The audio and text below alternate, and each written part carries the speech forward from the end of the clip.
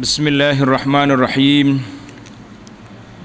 Alhamdulillahi rabbil alamin, wassalatu wassalamu ala rasulihil amin, nabiyyina Muhammad wa ala alihi wa sahbihi ajma'in. Allahumma 'allimna ma yanfa'una wa zakkirna ma nasina wanfa'na bima 'allamtana wa zidna ilma. Wala haula wala quwwata illa billah. Sambungan pelajaran kita dalam kitab Riyadhus Salihin, Kitabul Jihad, kitab yang menyebut tentang jihad fisabilillah. Babu fadlil jihad, bab yang menyebut tentang ayat-ayat Al-Quran dan hadis-hadis Nabi yang menjelaskan kepada kita tentang kelebihan jihad. Jadi jihad ni sangat lebih, kedudukannya di sisi Allah Azza wa Jalla. Dalam siri yang pertama daripada kitab jihad ini, kita telah sebut tentang ta'riful jihad, juga maratib, tingkatan jihad. Ada jihad dengan harta, jihad dengan qalam, jihad dengan jiwa, jihad dengan senjata, jihad dengan nyawa, lengkap. Ada jihad lawan musuh, ada jihad lawan nafsu. Itu perbincangan kita yang telah lepas. Sambungan kita pada kali ini iaitulah firmanullah Ta'ala, a'udzubillahi minasyaitonir rajim. La yastawil qa'iduna minal mu'minina ghairu ulil darari wal mujahiduna fi sabilillahi bi amwalihim wa anfusihim. فضل الله المجاهدين بأموالهم وأنفسهم على القاعدين درجة وكلا وعد الله الحسنى وفضل الله المجاهدين على القاعدين أجرا عظيما درجات منه ومغفرة ورحمة wa kana Allahu ghafurar rahima. Surah An-Nisa ayat 95-96. Maksudnya Allah Subhanahu wa taala telah berfirman, tidaklah sama antara orang-orang yang duduk di rumah, yakni orang yang tidak mengikuti peperangan dari golongan kaum mukminin yang bukan kerana keuzuran. Dia tak pergi perang ni bukan kerana uzur saja, tak nak pergi. Tak sama dengan orang-orang yang berjihad fi sabilillah dengan harta dan dirinya, tak akan sama. Orang-orang yang duduk, Allah melebihkan orang-orang yang berjihad dengan harta dan dirinya itu daripada orang yang duduk tadi.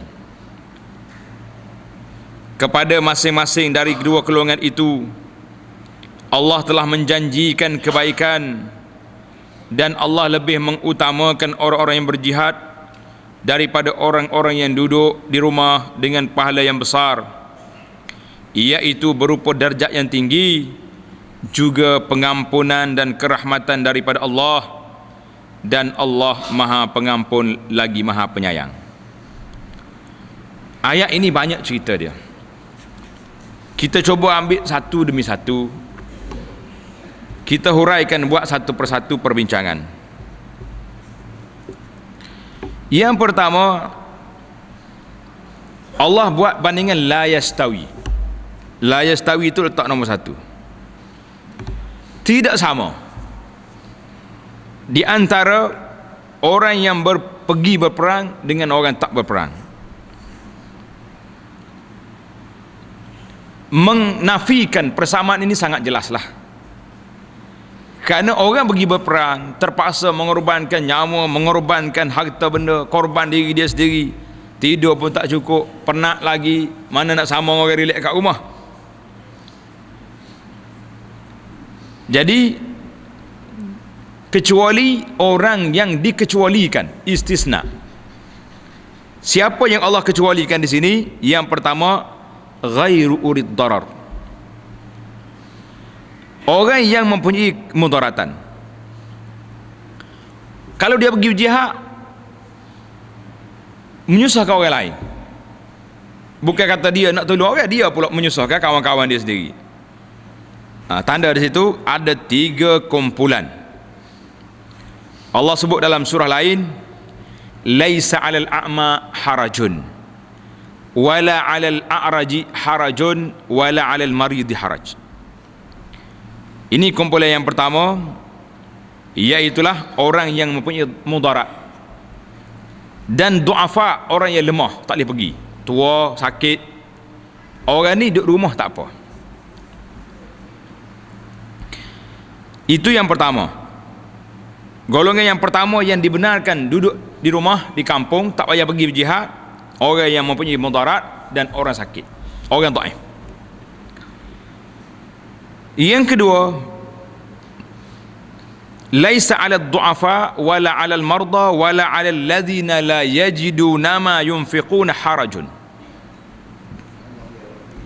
Yang kedua, walladzina la yajiduna malan, orang yang tak ada harta. Contohnya, nak pergi berperang ni jauh, perlu kepada bekalan, perlu kepada kenderaan, perlu kepada senjata. Pakcik kita ni tak ada apa. Saya nak pergi perang, mana senjata? Tak ada. Mana makanan? Tak ada. Mana tak ada. Yang kebetulan negara Islam pada waktu itu juga tidak ada bekalan. Macam dalam cerita peperangan Tabuk. Waktu perang Tabuk, ramai orang Islam yang datang jumpa dengan Nabi sallallahu alaihi wasallam. Nabi kata, qul la mala ajidu ma ahmilukum alaihi. Tak ada kenderaan nak bawa macam mana? Perjalanan 700 km daripada Madinah ke Tabuk. Lebuh raya sekarang. Boleh bayangkan zaman dulu jalan begini, lari ikut bukit, ikut wadi. Yang ni jalan lebuh raya ni 700 km. Nabi kata, aku tak ada benda nak bawa.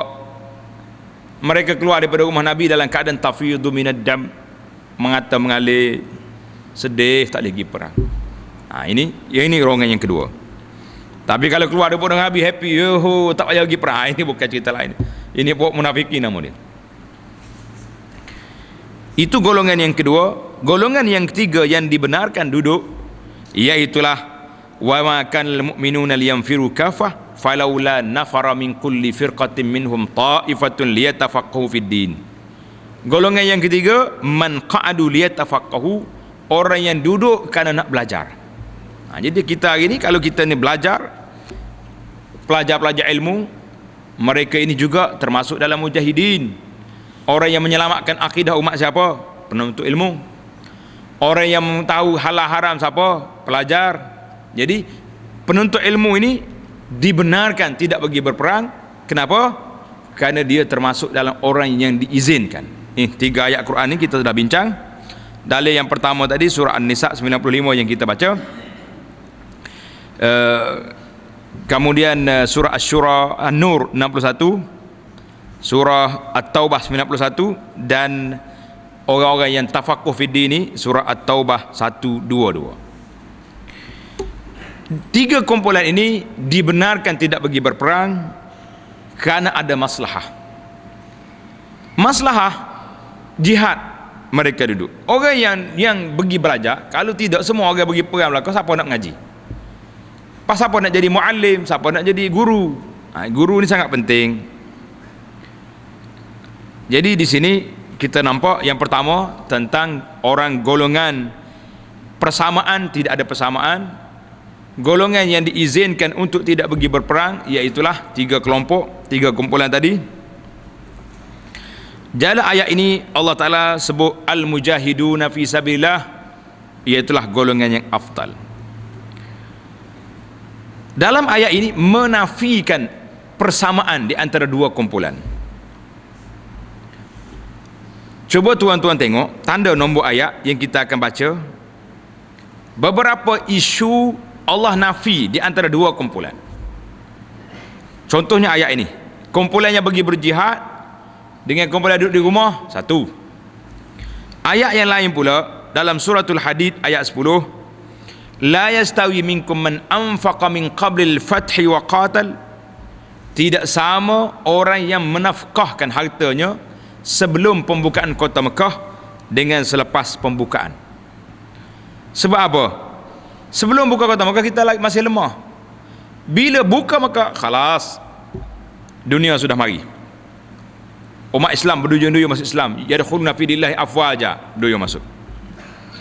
Itu yang pertama, tanda suratul Hadid ayat 10. Di antara lagi Allah Ta'ala banding dan suratul Ra'd ayat 16. Qul hal yastawil a'ma wal basir. Adakah sama orang buta dengan orang celek? Tak sama.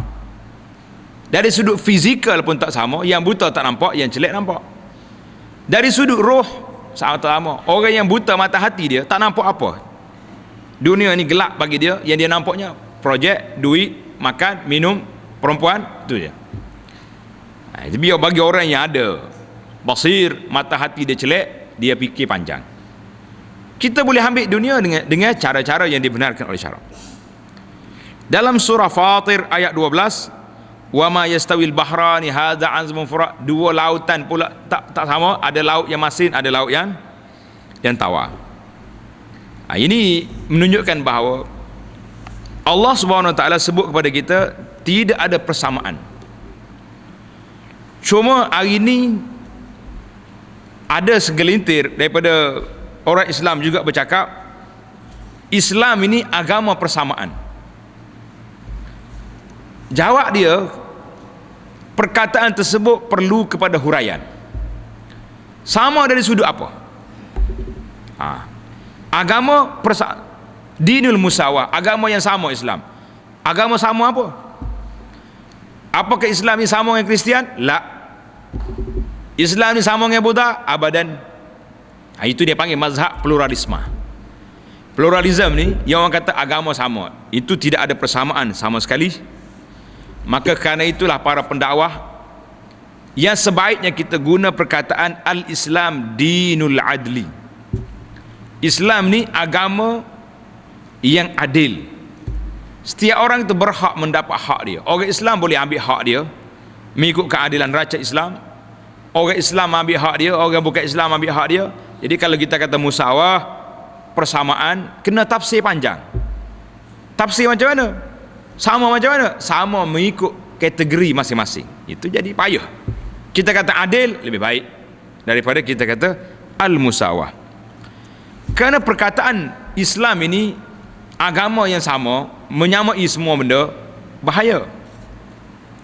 Di saat hari ini banyak orang-orang yang mencari persamaan.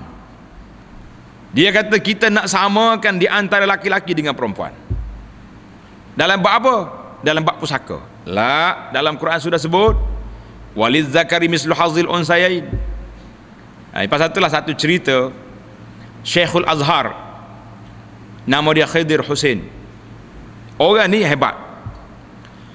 Waktu pemimpin Mesir pada waktu itu nama dia Muhammad Najib Pasha. Najib ni telah mengisytiharkan musawah, kita akan samakan laki-laki perempuan. Tengok kehebatan Azhar pada masa itu.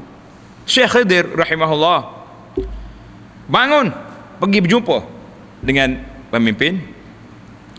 Dia kata, naklah kamu tarik balik kenyataan kamu tadi. Tarik balik. Mu nak samakan laki-laki perempuan, tak mungkin sama. Allah dah bezakan laki-laki. Dari sudut fizikal pun tak sama, dari sudut hukum pun ada perbezaan. Dalam bab pusaka beza, dalam bab nikah kahwin perbeza. Laki-laki yang ada mahar, yang perempuan terima saja. Orang laki-laki jadi wali, laki-laki jadi imam. Tiba-tiba Najib nak samakan. Khidir ni Syekhul Azhar, dalam nasihat dia kata, aku nak mu tarik balik pandangan kerajaan nak sama ni, tarik balik. Tak tarik balik, esok aku akan keluar bersama dengan pelajar-pelajar Azhar pakai kain kapan, pergi akan buat bantahan kepada kerajaan. Mana ada orang hebat masa tu nak pakai kain kapan dah, kira mati dah pokok dia ni, tak ada hidup dah. Maka terpaksalah pihak pemerintah Mesir pada waktu itu mari berunding bincang macam mana, kita apalah, kita tarik balik senyap. Iklan, mana boleh tarik balik senyap, kamu dah iklan, surat khabar ada tulis. Maka terpaksalah kena akur. Esoknya pemimpin dia iklan bahawa surat khabar salah lapor. Jadi cerita surat khabar salah tulis ni rupanya berpuluh tahun dulu lagu tu dah perangan. Jadi salah lapor dia panggil cerita. Allah. Jadi isu ni nak menyama musawah laki-laki dengan perempuan ni tak boleh. Cerita panjang cerita Khidir ni tuan-tuan boleh tengok dalam majalah Solusi yang siri yang ke-51 yang saya cari dalam makalah Abu Anas. Saya tulis cerita tentang bagaimana akhlak ulama zaman dulu tegas ketika berhadapan dengan pemimpin-pemimpin yang cuba nak ubah perjalanan syariat Islam. Jangan. Zaman kita hari ni sedihlah. Sebab yang menyokong, mengampu ni bawa ustaz juga. Allahu Akbar. Betul belakang dia buat tu. Cari ayat Quran, cari hadis juga. Berat. Jadi kita tak boleh kata dinul musawah dari semua sudut abadan tidak sama. Yang benarnya Islam ini dipanggil dinul adli, satu benda yang adil. Itu ayat yang menyebut pada kita tentang tidak sama di antara dua perkara. Allah dah banding dah. Ayat yang seterusnya, Ya ayyuhalladzina amanu hal adullukum ala tijaratin tunjikum min azabin alim tu'minuna billahi wa rasulihi wa tujahiduna fi sabilillahi bi amwalikum wa anfusikum dzalikum khairul lakum in kuntum ta'lamun yaghfir lakum dzunubakum wa yudkhilkum jannatin tajri min tahtiha al-anhar wa masakin tayyibatan fi jannati 'adn dzalikal fawzul 'azim wa ukhra tuhibbunaha nasrun min Allah wa fathun qarib wa basyiril mu'minin.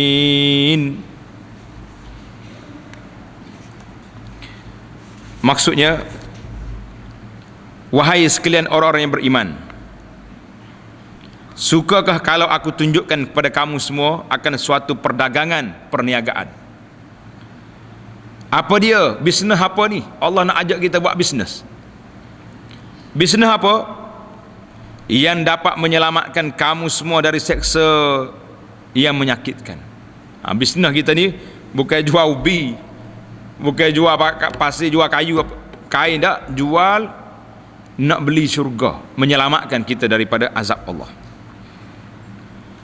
Apa dia bisnes itu? Iaitu supaya kamu semua beriman kepada Allah dan Rasulnya. Ini perniagaan kita, beriman dan pula berjihad fi sabilillah dengan harta-harta dan dirimu semua. Yang sedemikian itu adalah lebih baik untukmu semua jikalau kamu semua mengetahui. Allah kata kalau kamu tahu. Kalau tak tahu nak buat macam mana? In kuntum ta'lamun, kalau kamu tahu kelebihan perniagaan ni, kamu akan beli. Allah juga akan mengampunkan dosa-dosa. Ini balasan. Kita jual. Apa kita jual? Balasan dia yang kita boleh belinya apa dia? Allah akan mengampunkan dosa-dosa kamu semua, serta memasukkan kamu semua ke dalam syurga-syurga yang mengalirlah sungai-sungai di bawahnya. Demikian pula beberapa tempat tinggal yang indah di syurga Adni. Syurga Adni maknanya syurga yang tetap, kesenangan yang kekal. Dan yang demikian itu adalah suatu keuntungan yang besar. Ada pula pemberian-pemberian lain yang engkau semua sukakannya, iaitulah nasrum minallah wa fathun qarib, iaitulah pertolongan dari Allah dan kemenangan yang dekat. Wa basyiril mu'minin, dan berikanlah berita gembira kepada orang-orang yang beriman. Surah Saf ayat 10 hingga 13.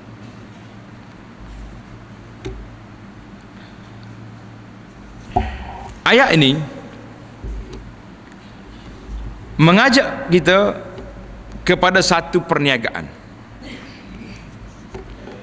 Apa dia perniagaan ni? Siapa yang ajak? Nih, Tuhan kata, ya ayyuhallazina amanu. Al-qail, ia mengajak kita Yang membuka tawaran perniagaan ini siapa dia? Allah Azza wa Jalla. Karena itu Tuhan sebut, ya ayyuhallazina amanu, hei orang yang beriman. Dia tak ajak orang lain, ajak orang beriman. Hal adullukum ala tijarat. Dia tanya dulu, nak ke tidak aku nak ajak kamu buat bisnes? Itu dia panggil uslub at-tashwiq. Tanda tanya nak suruh kita jadi nak tahu apa benda. Macam orang ceramah, mari ceramah cerita benda kita. Kamu semua dah tahu tak? Kita hadut tak apa, buka telinga, tahu apa dengar. Jadi ini bahasa Al-Quran. Tuhan tanya, nak ke tidak aku tunjuk pada kamu. Ini dia panggil uslub tashwiq. Maka apa yang disebut ini hal adulukum, tidak ada jalan bagi kita, jalan perniagaan ini kecuali jalan yang telah disyariatkan oleh Allah Azza wa Jalla. Perniagaan ini bukan perniagaan dunia, tapi perniagaan yang sangat besar. Apa dia besar? Tunjikum min azabin alim, ia menyelamatkan kamu daripada azab seksa yang pedih. Ini nak sebut kepada kita, perniagaan yang dijemput ini bukan perniagaan biasa, perniagaan menyelamatkan diri. Perniagaan dunia ni ada kalanya untung, ada kalanya rugi. Kadang-kadang tak sempat nak bisnes lagi, jadi pura orang apa ada dah. Kita ambil lah ni. Itu baru soal, baru galakkan jemputan berniaga. Mati jar perniagaannya apa? Tanda situ adalah ayat itu. Perniagaan dia tu'minuna billah wa tujahiduna fi sabilillah wa rasulihi wa tujahiduna fi sabilillah. Yang pertama, beriman kepada Allah dan Rasulnya. Kemudian tujahidun, kamu berjihad. Jadi dalam ayat Quran dia tak sebut habis rukun iman, mandailah kita beriman dan terus pada akhir rukun. Cuma ayat ini fokus kepada berjihad fi sabilillah bi amwalikum wa anfusikum. Sebab apa? Sebab ayat yang kita baca ni suratul Saf ini, iaitulah kebanyakan dia panggil suratul jihad, ayat yang menyebut tentang jihad. Allahu Akbar. Nak tak nak kita tawarai begini istimewa? Mesti nak. Yang pertama sekali, hal adulukum. Siapa dia? Allah jemput. Selepas jemput dia masuk yang kedua, iaitulah tu'minuna billah, sampai ayat 4, ayat 5 itu.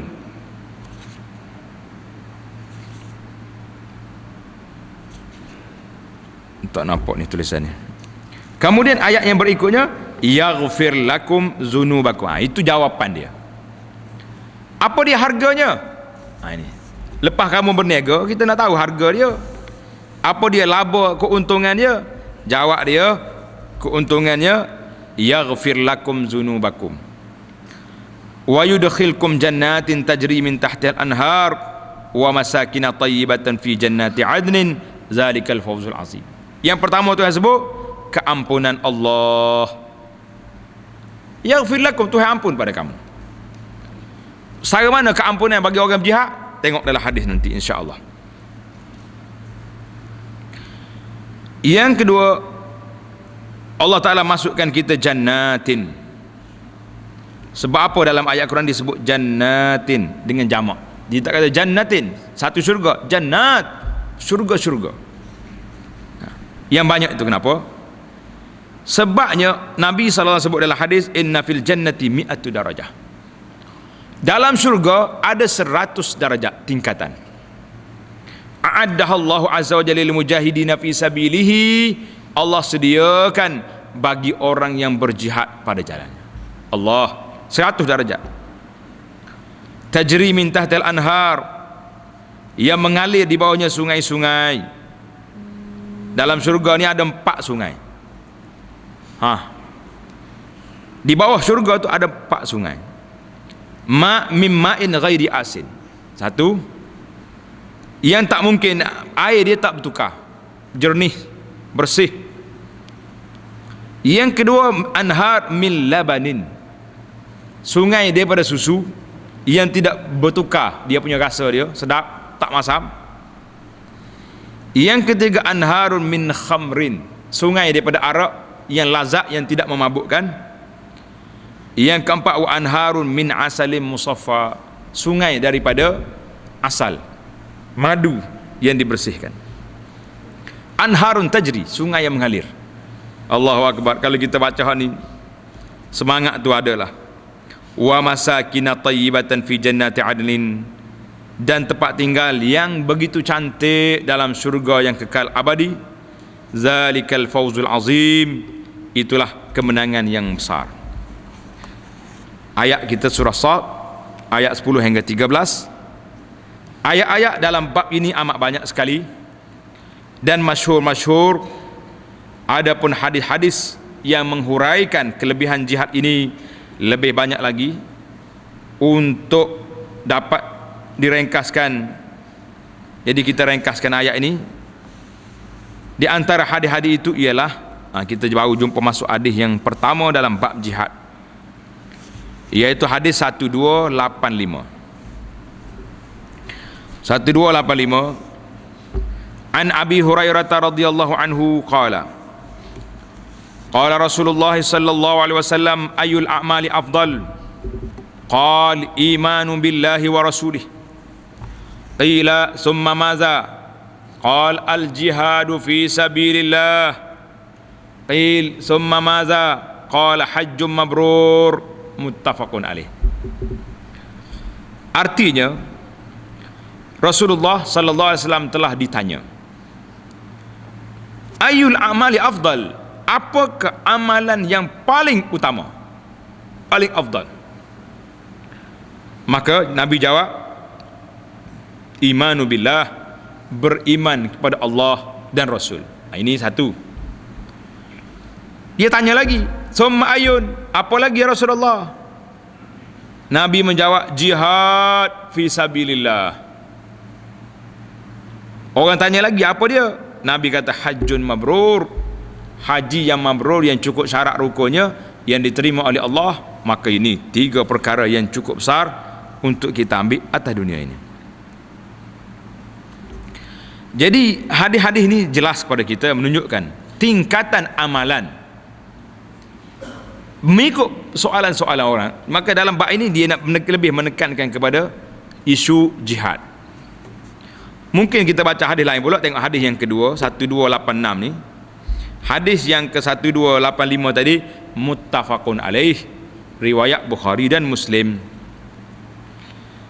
1286 An Ibni Mas'ud radhiyallahu anhu qala qultu ya Rasulullah ayyul amali ahabbu ila Allah ta'ala qal as-salatu ala waqtiha qultu summa ayyun qala birrul walidain qultu summa ayyun qala al jihadu fi sabilillah muttafaqun alaih. Mari pula soalan lain, dia kata apa? Ibnu Mas'ud kata, saya bertanya, ya Rasulullah, amalan manakah yang lebih dicintai oleh Allah? Amalan apa?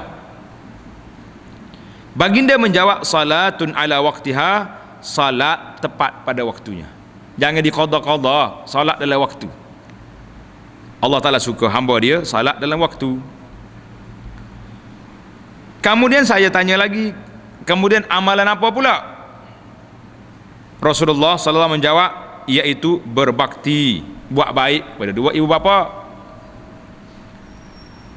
Orang tanya lagi apa pula? Iaitu jihadun fi sabilillah. Jadi 2 hadis ni masih lagi berkisar tentang jihad. Hadis yang ketiga, An Abi Zarrin radhiyallahu anhu, nama dia Jundub bin Junadah.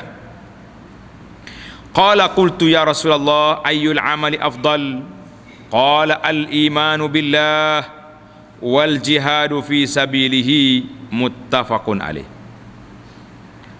Abu Zar pula tanya, saya tanya ya Rasulullah, amalan apakah yang lebih baik, lebih utama? Nak buat apa? Baginda menjawab, imanu billah wal jihad, dan berjihad pada jalan Allah.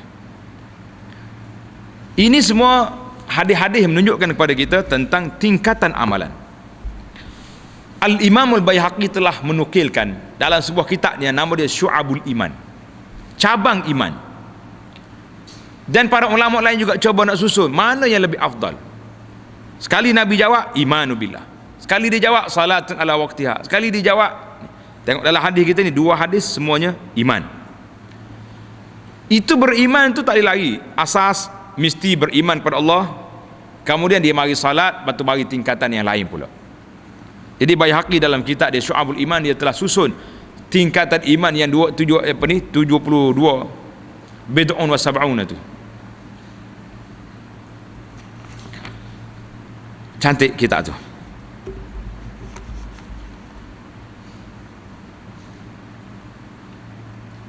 Jadi kita cuba perhati, Imam Nawawi rahimahullah telah bawa dalam kitab kita ini apa dia, hadis yang ditanya tentang siapa dia kau orang yang lebih baik. Maka Nabi kita sallallahu alaihi wasallam jawab, iaitulah orang yang beriman, kemudian orang salat, kemudian orang berjihad. Ini menunjukkan kepada kelebihan-kelebihan berjihad fi sabilillah. Hadis yang berikutnya, An Anas radhiyallahu anhu anna Rasulullah sallallahu alaihi wasallam qala la ghadwatun fi sabilillah au rauhatun khairun minad dunya wa ma fiha. La ghadwatun fi sabilillah, hadis ini muttafaqun alaih. Dari Anas bahawa Nabi kita sallallahu alaihi wasallam bersabda, jikalau kamu berangkat untuk berperang fisabilillah di waktu pagi atau waktu petang, itu adalah lebih baik nilainya daripada dunia dan segala apa yang ada dalam ini, iaitu harta benda dunia dan isinya. Hadis ini diriwayatkan oleh Bukhari dan Muslim. Tuan-tuan kena ingat, Nabi kata kita berangkat nak pergi perang pagi ke petang ke, setara mana? Khairum minad dunya wa ma fiha, lebih baik daripada kita milik dunia dan isi kandungan. Dunia sekali dengan isi-isi dia ni, semua ni duduk satu geran, lipat-lipat tak boleh poket kita. Hak kita belaka, lebih baik dengan kita pergi berjihad pada waktu pagi atau petang. Allahu Akbar. Ini dia kata Allah nak bagi peluang yang begini besar. Kerana itulah kita tengok, kita yang tak pergi berjihad ni rasa lemah ya. Lemah. Berani orang tu pergi. Tengok orang di Iraq, di Palestin, di Syria hari ni, di Rohingya contohnya. Nampak dia orang ni tak takut. Senjata, bom jatuh dekat rumah dia pun hancur lebur habis, tapi biasa dia tu. Sebab apa? Orang yang duduk di medan peperangan menentang musuh Allah dan Rasul ini, dia ada rasa nikmat perjuangan tu lain. Kita duduk sini dekat Allah Akbar, tengok berasa pelik. Macam manalah anak Palestin ni, sahabat-sahabat kita yang masuk Palestin, masuk Gaza lepas pada peristiwa bom sekejap baru ni. Dia cerita, dia kata kita tengok budak-budak Palestin ni biasa dia berjalan sana sini. Tanya, mau tak takut Yahudi? Dia tak takut. Kawan-kawan kamu mati, aku pun nak mati juga. Tu jawapan dia. Dia pun nak mati juga. Yang orang takut ni bila tak mau mati. Ini. Itu perbezaan. Orang yang takut, orang yang tak mau mati. Orang yang nak mati tak ada masalah bagi dia. Yahudi mari lontar dengan batu. Kena tembak mati syahid. Jadi kita tak boleh nak merasa satu benda. Kadang-kadang kita tu kata apa? Kita tengok pendakwa-pendakwa yang hebat ni, ceramah situ malam, pagi sini, tengah hari sini, malam sini, sana sini. Kita nak pergi dengar ceramah ni tak semangat. Allahu Akbar. Banyaknya program hari ni, 3 tempat. Kita pergi dengar ya, tak ada telinga ya dengar. Yang ustaz tu ceramah sini 1 jam, sini 1 jam, sini 1 jam setengah, pas malam ceramah. Pasal apa dia tak letih? Kita pendengar letih. Tak mari kau fikir dalam kepala kita, pasal apa aku letih nak pergi dengar ceramah, penat. Yang penceramah tu tak pernah pula. Allah Ta'ala beri kepada dia rasa kemanisan. Berdapat menyampaikan qala Allah, qala Rasul pada masyarakat, rasa manis, lazat.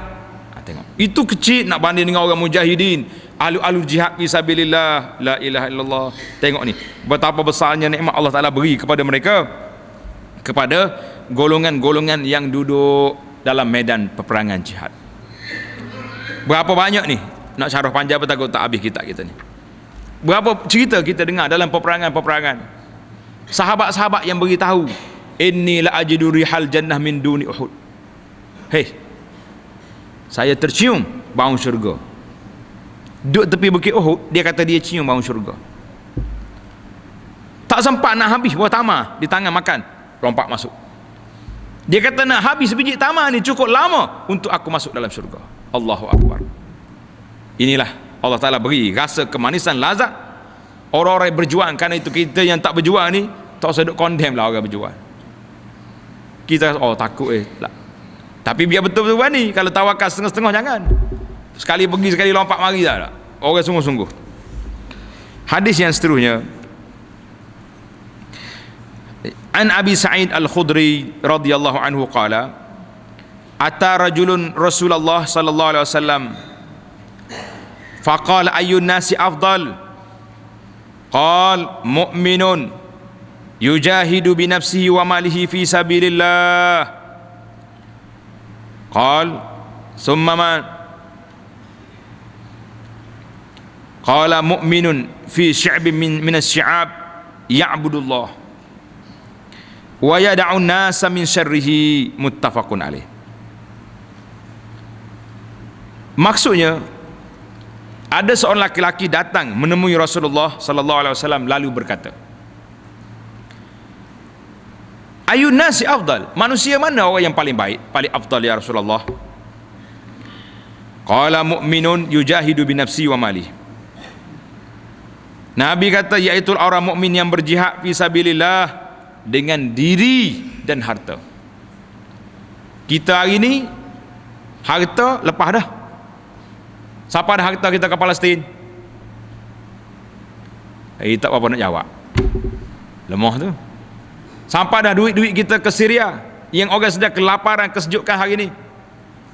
Tak sampai lagi. Innalillah. Ini berat kita ni. Harta pun tak pergi, jiwa pun tak pergi.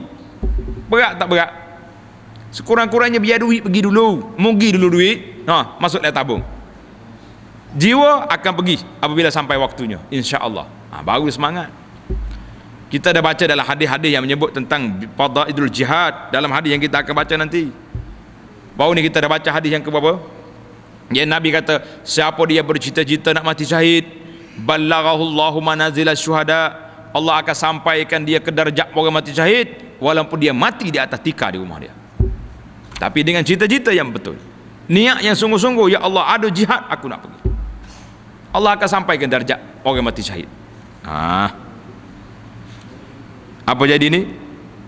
Nabi kata orang berjihad dengan harta dan jiwa dia. Tuan-tuan yang tak boleh pergi dengan jiwa, harta jangan tak pergi, hantar juga pergi. RM10, RM50, RM500 masuk.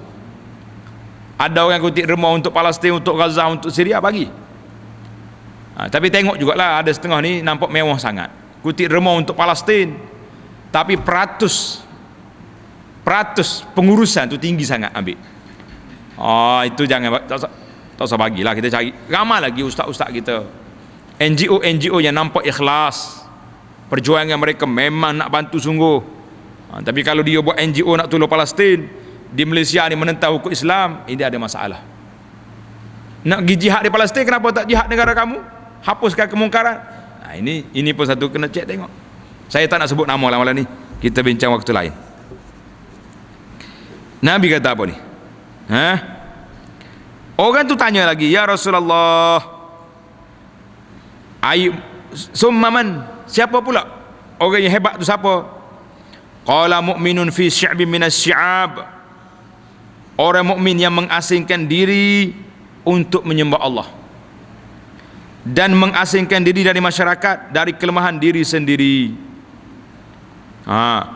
wa yad'un nas min syarrihi, jadi mengasingkan diri dari masyarakat sehingga tidak sampai kelemahannya kepada masyarakat tadi. Jadi orang lain tak terkesan dengan apa yang dia buat. Ini hadis ini muttafaqun alaih. Ini kita kena bincang sikitlah. Nabi kata yang sebaik-baik orang ini iaitulah orang yang berdepan berjihad. Baik. Apa pula yang kedua ni? Yang kedua ini iaitulah orang yang tak mampu berhadapan dengan masyarakat. Tak mampu lagi berdepan. Kalau pergi, dia lemah, tak kuat.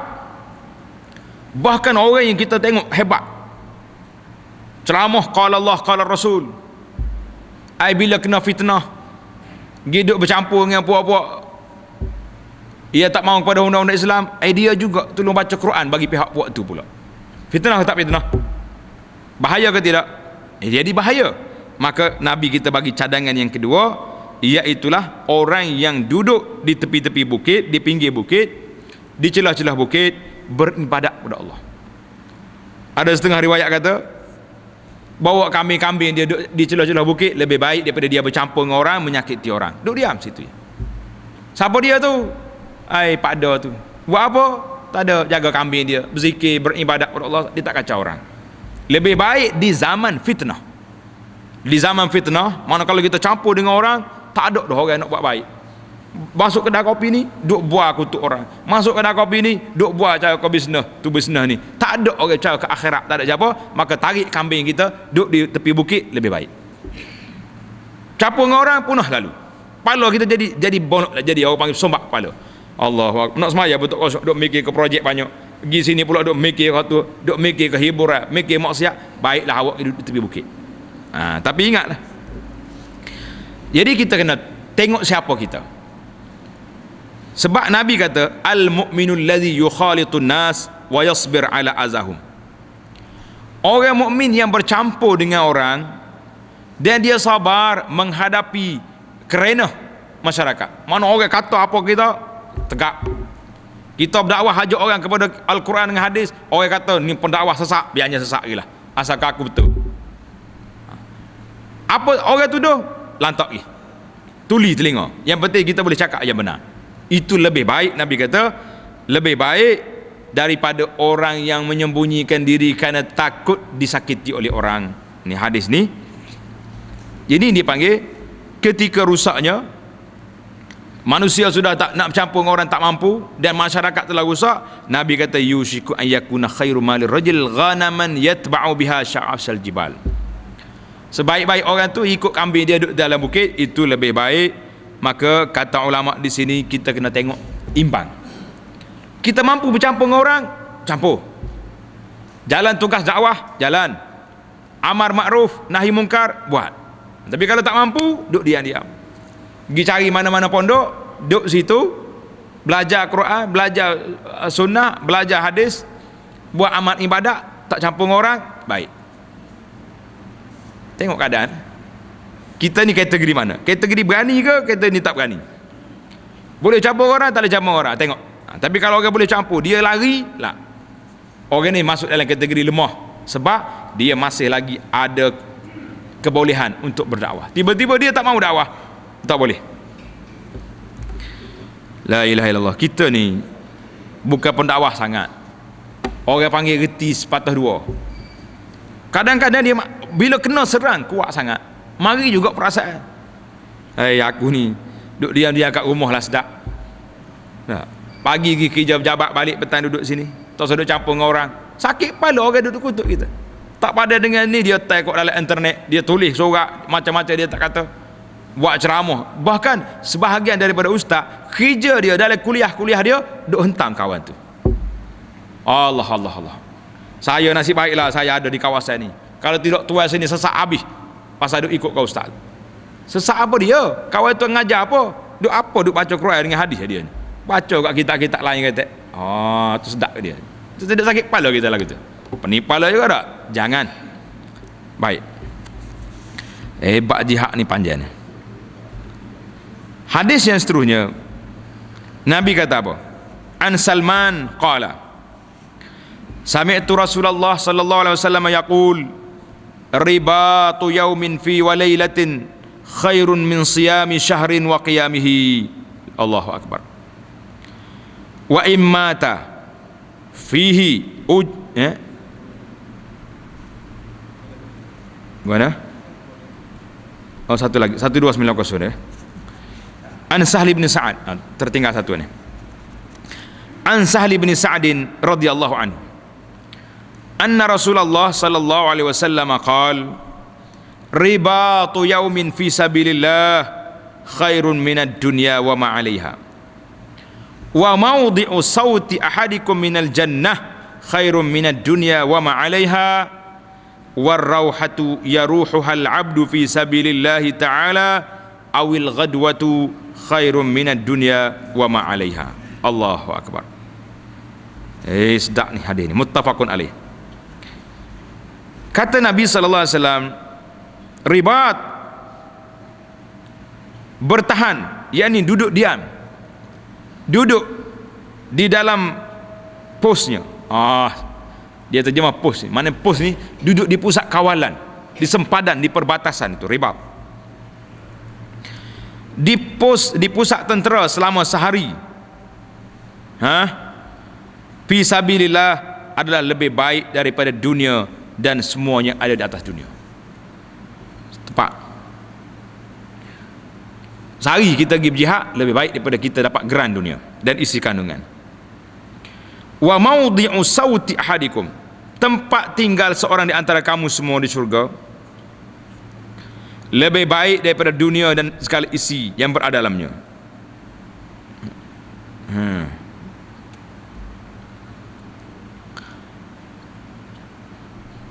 Warrauhatu yaruhal abdu,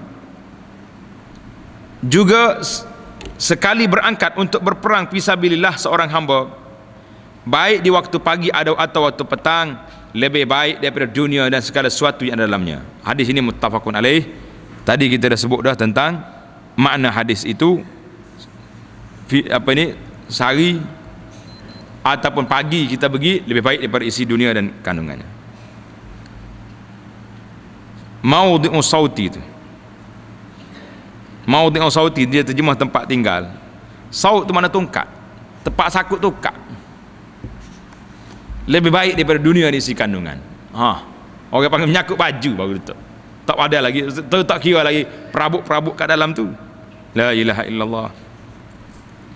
An Salman qala sami'tu Rasulullah sallallahu alaihi wasallam yaqul ribatu yaumin wa lailatin khairum min siyami syahrin wa qiyamihi wa immata fihi ujri alaihi amaluhu alladhi kana ya'mal wa ujri alaihi rizquhu wa aminal fattan. Rawahu Muslim. Salman kata apa? Saya mendengar Rasulullah sallallahu alaihi wasallam bersabda, bertahan, yakni tetap berdiam dalam pusat kawalan tentera selama 1 hari 1 malam fi sabilillah lebih baik daripada berpuasa sebulan serta beramal ibadat di situ. Orang puasa sebulan dengan kita pergi ribat sehari lebih baik daripada itu lagi. Jikalau ia meninggal dunia, maka diberi pahala amalannya yang sudah dikerjakannya. Allah. Juga diberi pula rezekinya dalam syurga seperti orang syahid. Orang mati syahid, rezeki dia dalam syurga, dia tidak mati. Dan aman daripada hal-hal yang menyebabkan fitnah dalam kubur. Orang ini selamat daripada soalan dalam kubur. Jadi ada tambahan dalam hadis ini, iaitulah amalan dia berterusan. Lebih baik dari hal tadi, lebih baik daripada dunia ada isi kandungan. Hal ni lebih baik daripada kita berpuasa siangnya, berdiri pada waktu malamnya. Sehari saja nak lawan orang puasa tak boleh. La ilaha illallah.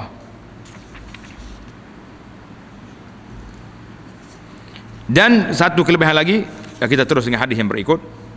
Wa an Fadalah bin Ubaid anna Rasulullah sallallahu alaihi wasallam qala kullu mayyitin yukhtamu ala amalihi illa al-murabita fi sabilillah fa innahu yunamma lahu amaluhu ila yaumil qiyamah wa yu'ammanu min fitnatil qabri.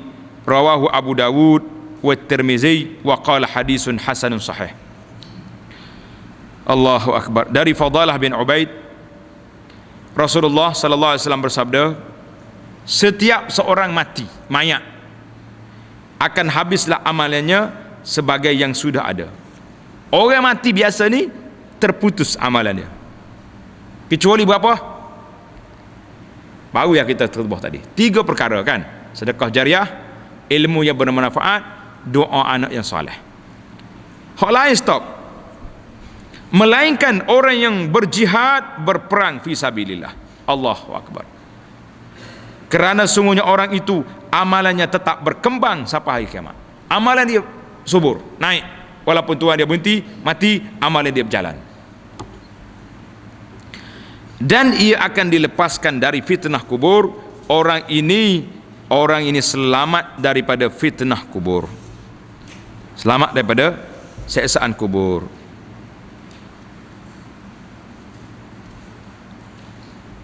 Jadi hadis ini masih lagi menyebut pada kita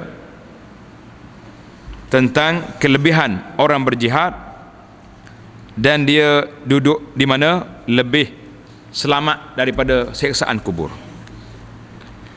Imam Nawawi rahimahullahu ta'ala menyebut hadis-hadis ini tentang kategori baru pula, dia tambah di situ, iaitulah selamat daripada siksaan kubur dan amalan dia subur, tak berhenti-henti.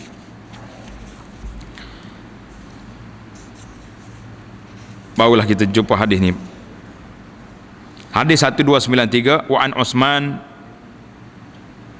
qala sami'tu Rasulullah sallallahu alaihi wasallam yaqul ribatu yaumin fi sabilillah khairun min alfi yaumin fi ma siwahu minal manazil, rawahu Tirmizi wa qala hadisun hasan, hasan sahih.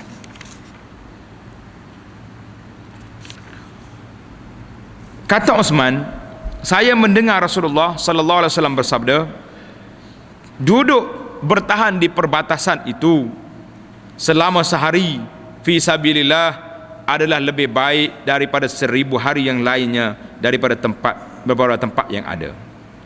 Jadi sehari-sehari kita duduk tu lebih baik daripada dunia, lebih baik daripada banyak perkara yang lebih baik. Jadi tuan-tuan, para jemaah sekalian, ini menunjukkan kelebihan jihad fi sabilillah. Dan banyak lagi hadis-hadis yang akan kita baca di dalam bab ini, insya-Allah. Kita berhenti di hadis yang ke-1294, kita sambung lagi dalam perbincangan yang akan datang, insya-Allah. Subhanakallahumma bihamdika asyhadu an la ilaha illa anta astaghfiruka wa atubu ilaik. Wa sallallahu wa sallam wa barak ala Muhammad wa ala alihi wa sahbihi ajma'in. Walhamdulillahi rabbil alamin. Wassalamualaikum warahmatullahi wabarakatuh.